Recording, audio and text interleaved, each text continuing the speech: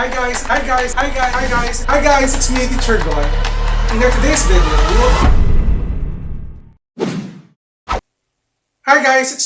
Gon. In our today's video, we will talk about the combined variation. This is the last topic that we have in our series with regard to variation. Last time we uploaded a video with regard to direct variation, inverse variation, joint variation, and this is the last one, which is the combined variation. So without further ado, let's do this topic. So ito yung definition natin about combined variation. Combined variation is another relationship among variables. This is the kind of variation that involves both direct and inverse variation. Yung nag-discuss tayo ng joint variation, I described joint variation as a combination of two direct variations. And this time, itong combined variation natin is a combination of both direct and inverse variation. So, meron tayo ditong statement, Z varies directly. Direct variation. Again, Z varies directly as X and inversely as Y. So, how are we going to convert or to translate this statement into an equation? So, since the first mentioned letter is the variable Z, so we will write Z is equal to S1. Z varies directly as X. Direct variation varies directly. So we can translate this as Kx. Remember, your K is the constant of variation. Again, Z varies directly as X and inversely as Y. So pag nakita nyo inversely as Y, yung inverse natin na variable ay nasa denominator. So to translate this statement, Z varies directly as X and inversely as Y, that is equivalent to the equation of Z is equal to Kx over Y, wherein your X, it varies directly, your Y, it varies inversely to the variable Z. So I have here two more statements na i-translate natin into an equation for you to master how to translate or to convert a given statement of combined variation into an equation. T varies directly as A and inversely as B. So we have B. So we have here three variables. We have the letter T, letter A, and letter B. So sabi nito, T varies directly as A. So to translate this part, we have T, capital T, is equal to Ka over inversely as B. So this is the equation. T is equal to Ka over B. That's it for item number 1. And for item number 2, we are given Y varies directly as X and inversely as Z. So meron tayong tatlong variables in the combined variation, which is Y, X, and Z. And to translate this one into a statement or an equation, so lagyan ko lang ng box. This is our answer for number 1. And Y varies directly as X, so it will be Y is equal to Kx over inversely as Z. Ganun lang kasimple yung pag-convert into an equation, guys. Sundan nyo lang yung pattern na ginagawa na natin at madali lang yung pag-translate even ano pang statement ang makukuha niya. So, we're done with the translation. Now, let's move on with examples wherein we will solve for the combined variation. Pero ito yung pattern natin, guys. Remember the pattern, starting from the direct variation. By the way, if you want to watch the video about direct variation, inverse variation, and combined variation, I'll put the links sa ating description box at ilalagay ko rin siya dito. Okay? So, let's continue.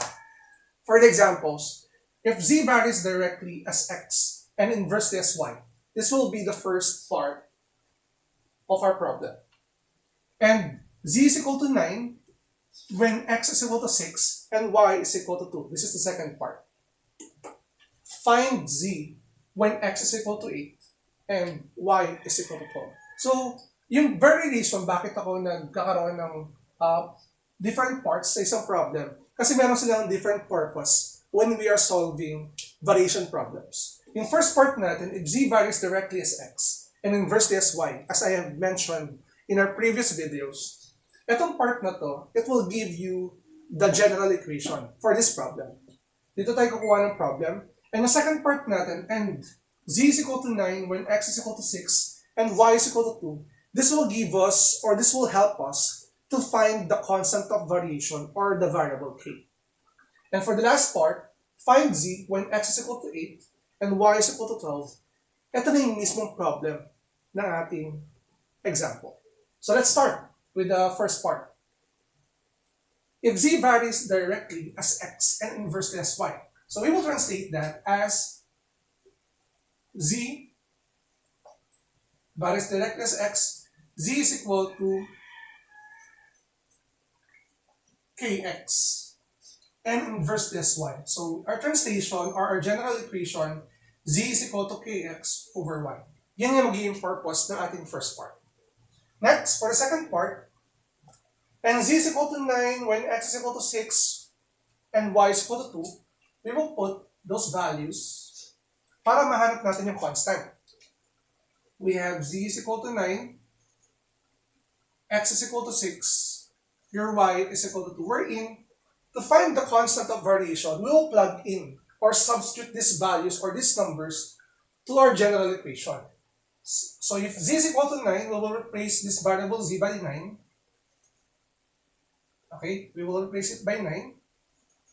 Is equal to your k, which is unknown, and your x, which is 6. So times 6. So in other words, itong numerator natin, k times 6, it is simply as 6k over your y, which is 2.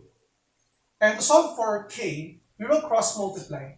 We have here invisible 1, 6k times 1, that is 6k, 9 times 2, that is 18. And to finally solve for k, divide both sides by 6, and this is 6. Cancel, your k is 3, because 18 divided by 6 is 3. Ito na yung constant of variation natin. And after finding out the constant of variation, you will go back to your general equation wherein we will replace k by 3. And ito lang ngayon yung main equation natin. Your main equation is z is equal to 3x over y. This will be the equation na gagamitin natin to solve the last part of our problem, which is find z when x is equal to 8 and y is equal to 12. So remember ilagay nyo dito, x is equal to 8 when y is equal to 12. Hanapin natin si z. So gagawin natin dito, we will replace x and y using these values, and it will give us z is equal to 3 times your x, which is 8, over your y, which is 12. And simplify lang natin to, your z is equal to 3 times 8 is 24, okay, over your 12. And simplifying this equation, or this fraction, your z now is equal to 2, because 24 divided by 12 is 2. So ito yung sagot natin for the first problem. So yun guys, I hope na nakuha niyo yung solution natin for the first part, kasi ito yung basic when it comes to, ito yung basic set problem natin for the variation.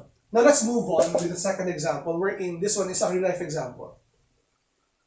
The electrical resistance of wire varies directly as its length and inversely as the square of its diameter.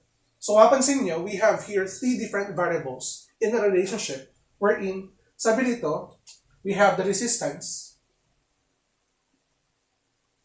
we have the length of a wire, and the diameter of a wire. So gagawin natin dito, we will use different variables to represent this problem.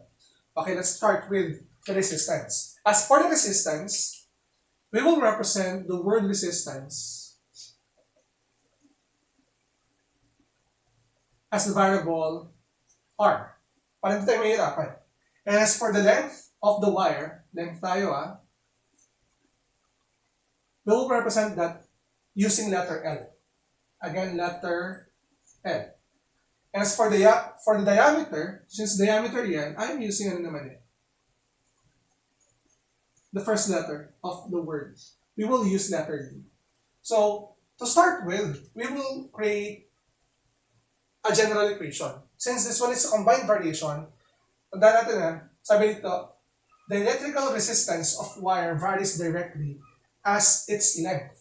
So, ang ating general equation ngayon is R is equal to, again, R is equal to, varies directly as its length. So, KL over, and inversely, as the square of diameter. Again, we have the word here, square of diameter. So, hindi lang siya basta-basta, letter D. That is D squared. Now, ayan yung first part natin, meron na tayo ngayon. Meron tayong first part. Sabi dito, if a wire 30 meters long and 0.75 millimeters in diameter has a resistance of 25 ohms, yan na nga po. Ito na yung second part natin, wherein we are given the different values of these variables at ang ipapahanap sa atin ngayon ay yung constant of variation muna. So sabi dito, your length, your L is equal to how many? 30 meters. Tapos yung iyong diameter is equal to 0.75 meters.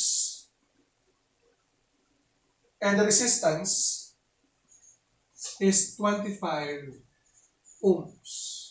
Okay? Yan yung natin unit of measurement natin for the resistance. So, para mahanap natin yung ating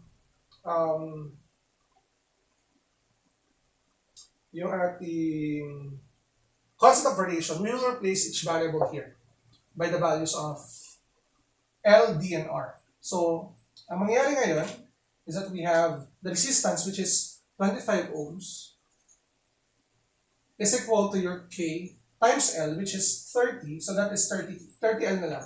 I will not include the unit of measurement, puro numbers lang tayo dito, over your diameter, which is 75, sorry, why this is 77. This is 75 millimeters.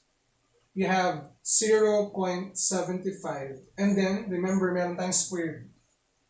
So, to simplify this one, what I will do is, ang gagawin ko muna, I will simplify 0.75. And in that way, nagamit tayo ng calculator, guys. Gamit tayong calculator para sa mapabilis kayo ng computation. Ang ating 0.75 squared, 0.75 squared is equal to 0.5625. That is 0. So we have here 25 is equal to 30 liters over 0.5625. Okay? Ngayon, cross-multiply natin to. We have here invisible 1. So it will become 30. Oh, sorry, this is K. Okay? 30K is equal to 25 times 0.5625. Now, multiplying this, pasimplihin na lang natin, yung ating ngayong 25 times 0.5625 is the same as 14.0625. So I will erase this. Yung product na naman nasagot natin to conserve space. We have 30K is equal to 14.0625.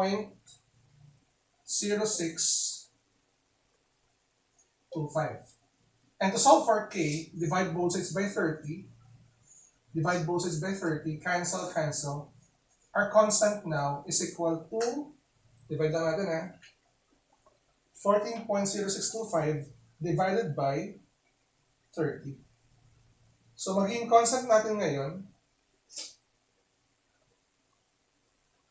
wait lang ha, 14.0625 divided by 30. And the answer, your K now, is equal to 0.46875. Ito yung gagamitin natin ngayon as the value of K. Hindi pa tayo tapos guys ha. Going back with the original equation, we will replace the variable K by this value. Pero try natin gawin na lang itong, i-round off na natin to bilang 0.47. So we will round it off as 0.47 and go to this equation and replace K. So our new equation is R. Ito na natin lagay. R is equal to 0.47 and then L over D squared. So L. Now, going back to the problem guys, sabi dito, find the length of the wire of the same material whose resistance and diameter are 30 ohms and 1.25 millimeter respectively. So meron tayong value ng meron tayong value ng ating resistance. I will use a red ink. Meron tayong resistance at meron tayo ditong diameter. So pinapanap sa atin na yung length ng wire. So we will replace yung ating resistance by 30 ohms. This is 30. At lagyan natin 30 is equal to 0.47 L. Manin natin yung letter L dito because yung pinapahanap ng problem ay yung length over your diameter which is 1.25 millimeters tapos square lang natin. So right now, para ma-solve natin, go back to your calculator. So we have to solve this one first. Alagyan na natin. Since magka-calculator naman kayo, tuloy na natin. Mas multiply natin to. It will give you 0.47 L is equal to 30 times 1.25 squared. Check natin. Input siya sa inyong calculator. 30 times 1.25 squared. Kailangan tama rin yung pagkaka-input. And the answer here is 46. Your answer here is 0.47 is equal to 46.875. And to solve for this, divide nyo lang 0.47. Divide nyo lang by 0.47. Okay? Yung value na nakuha nyo sa calculator nyo, divided by answer. Again, ulitin natin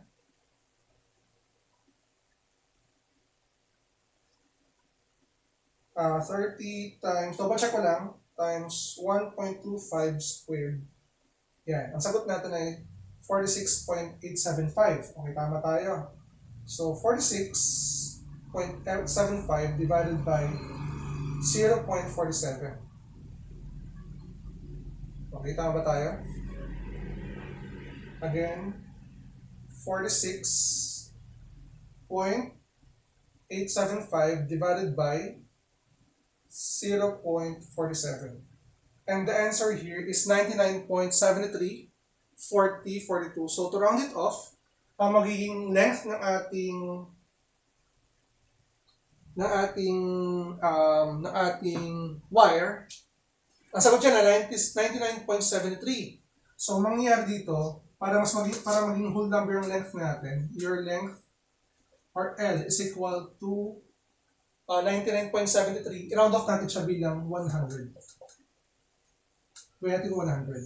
So, ang length ngayon ng ating wire, if the resistance is 30 ohms, and the diameter of the wire is 1.25 is equal to 100 meters. So, yun guys, medyo mahaba yung ating solution kasi komplikado na yung ating problem. But I hope na nakuha niyo yung pattern natin. First, you need to create a general equation, followed by finding the constant of variation, and finally, finding the missing variable of the given problem.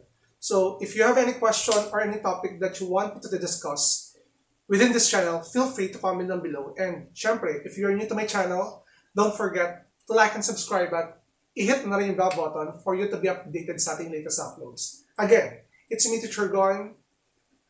Maraming salamat. Bye-bye!